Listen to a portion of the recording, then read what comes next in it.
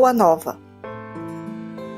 Obra psicografada por Francisco Cândido Xavier, pelo espírito Humberto de Campos.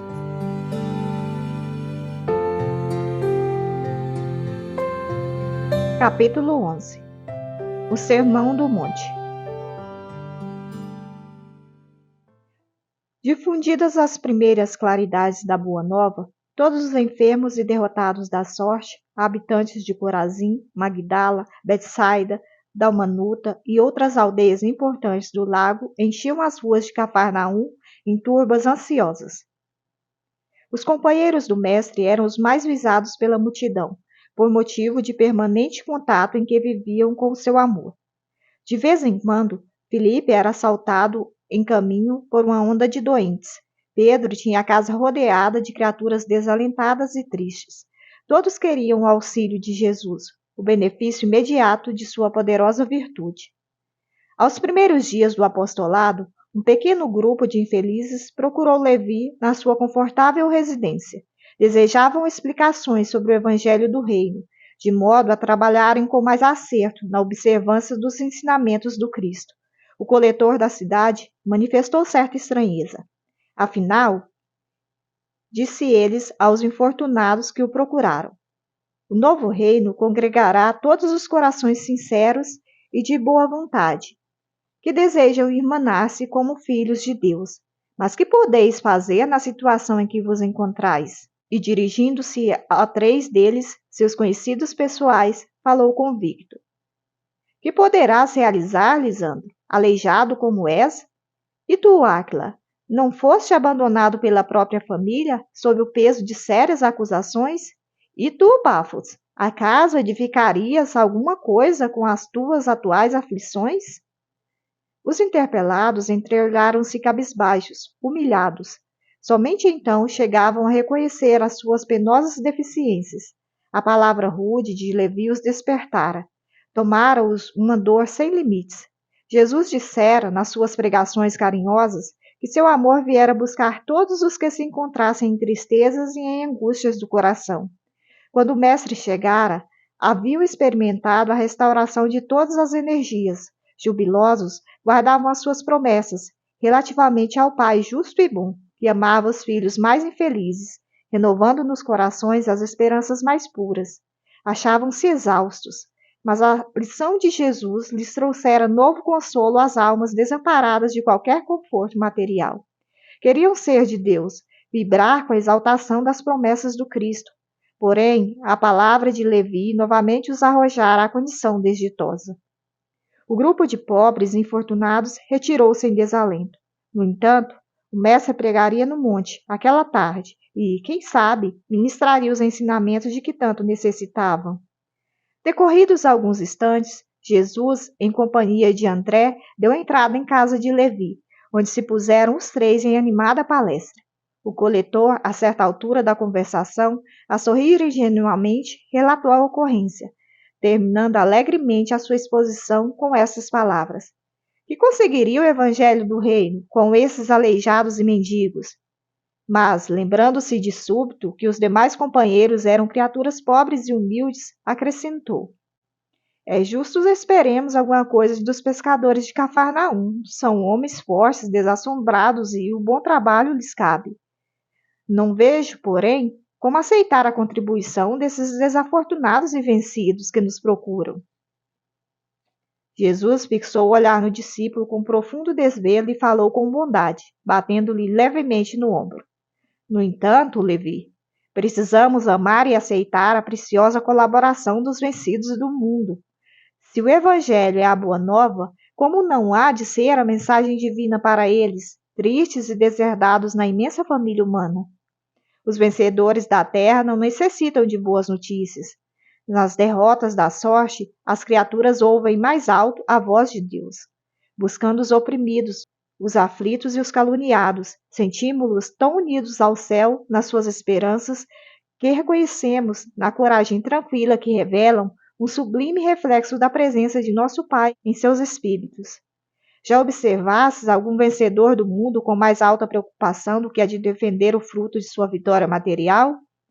Levi sentia-se comovido e, aproveitando a pequena pausa que se fizera, exclamou, algo desapontado: Senhor, minhas objeções partiram tão só do meu intenso desejo de apressar a supremacia do Evangelho entre os que governam no mundo. Quem governa o mundo é Deus, afirmou o mestre convictamente. E o amor não age com inquietação. Agora, imaginemos, Levi, que os triunfadores da terra viessem até nós, ensarrilhando suas armas exteriores. Figuremos alguns generais romanos chegando a Cafarnaum, com seus troféus numerosos e sangrentos, afirmando-se desejosos de aceitar o evangelho do reino de Deus e oferecendo-se para cooperar em nosso esforço. Certamente trariam consigo legiões de guardas e soldados, funcionários e escribas, carros de triunfo, espadas e prisioneiros. Começariam protestando contra as nossas pregações pelas estradas desataviadas da natureza. Por não estarem, no íntimo, desarmados das vaidades das vitórias, edificariam suntuosos templos de pedra, em cuja construção lutariam duramente por hegemonias inferiores. Uns desejariam palácios soberbos, outros empreenderiam a construção de jardins maravilhosos. Recordando a ação das espadas mortíferas, talvez pretendessem disputar a ferro e fogo o estabelecimento do reino de Deus, exterminando-se reciprocamente por não cederem uns aos outros em seus pontos de vista. Desde que cada julgador se julga, no mundo, com maior soma de direitos e de importância. A pretexto de lutarem em nome do céu, espalhariam possivelmente incêndios e devastações em toda a terra. E seria justo, Levi, trabalhássemos por cumprir a vontade do nosso Pai, aniquilando seus filhos, nossos irmãos? O apóstolo o ouvia assombrado, em face da profundeza de sua argumentação. O mestre continuou: até que a esponja do tempo absorva as imperfeições terrestres, diante de séculos de experiência necessária, os triunfadores do mundo são pobres seres que caminham por entre tenebrosos abismos. É imprescindível, pois, atentemos na alma branda e humilde dos vencidos. Para os seus corações, Deus carrega bênçãos de infinita bondade. Eles quebram os elos mais fortes que os acorrentavam às ilusões e marcham para o infinito do amor e da sabedoria. O leito de dor, a exclusão de todas as facilidades da vida, a incompreensão dos mais amados, as chagas e as cicatrizes do espírito são luzes que Deus acende na noite sombria das criaturas. Levi, é necessário amemos intensamente os desafortunados do mundo. Suas almas são a terra fecundada pelo adubo das lágrimas e das esperanças mais ardentes, onde as sementes do Evangelho desabrocharão para a luz da vida. Eles saíram das convenções nefastas e dos enganos do caminho terrestre e bendizem do nosso Pai, como sentenciados que experimentassem, no primeiro dia de liberdade, o clarão reconfortante do sol, amigo e radioso que seus corações haviam perdido. É também sobre os vencidos da sorte, sobre os que suspiram por um ideal mais santo e mais puro, de que vitórias faces da terra, que o Evangelho assentará suas bases divinas. André e Levi escutavam de olhos úmidos os conceitos do Senhor, cheios de sublimada emoção. Nesse interim, chegaram Tiago, João e Pedro, e todo o grupo se dirigiu alegre para um dos montes próximos. O crepúsculo descia num deslumbramento de ouro e brisas cariciosas. Ao longo de toda a encosta, acotovelavam-se a turba imensa. Muitas centenas de criaturas se aglomeravam ali, a fim de ouvirem a palavra do Senhor, dentro da paisagem que se aureolava dos brilhos singulares de todo o horizonte pincelado de luz. Eram velhinhos trêmulos, lavradores simples e generosos, mulheres do povo agarrados aos filhinhos. Entre os mais fortes e sadios, viam-se cegos e crianças doentes, homens maltrapilhos, exibindo as verminas que lhes corroíam as mãos e os pés. Todos se comprimiam ofegantes. Ante os seus olhares felizes, a figura do mestre surgiu na eminência enfeitada de verdura, onde prepassavam brandamente os ventos amigos da tarde.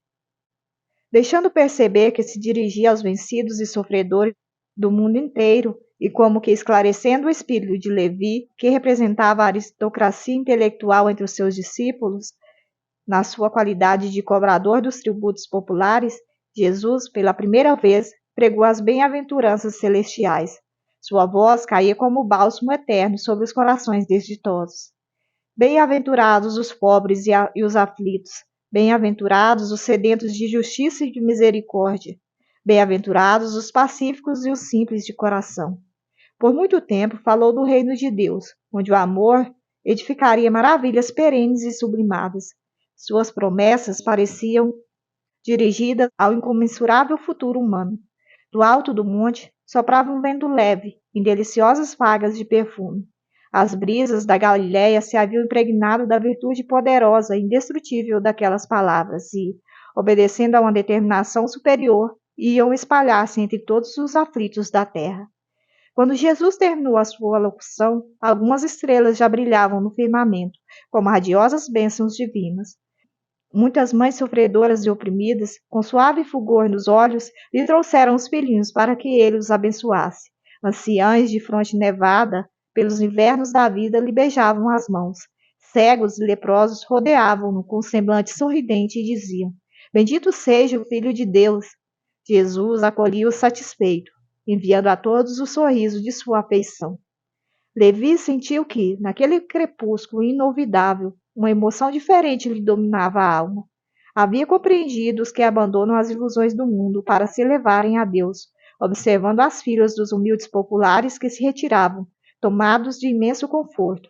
O discípulo percebeu que os pobres amigos que o visitavam à tarde desciam um monte, abraçados, com uma expressão de grande ventura, como se os animasse um júbilo sem limite.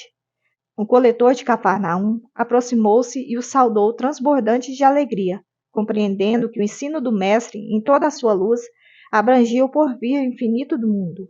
Grande esperança e indefinível paz lhe havia penetrado o âmago do ser. No dia imediato, o ex-publicano abriu suas portas a todos os convívios daquele crepúsculo memorável. Jesus participou da festa, partiu o pão e se alegrou com eles. E quando Levi abraçou o aleijado Lisandro, com a sinceridade de sua alma fiel, o mestre o contemplou enternecido e disse: Levi, meu coração se rejubila hoje contigo, porque são também bem-aventurados todos os que ouvem e compreendem a palavra de Deus.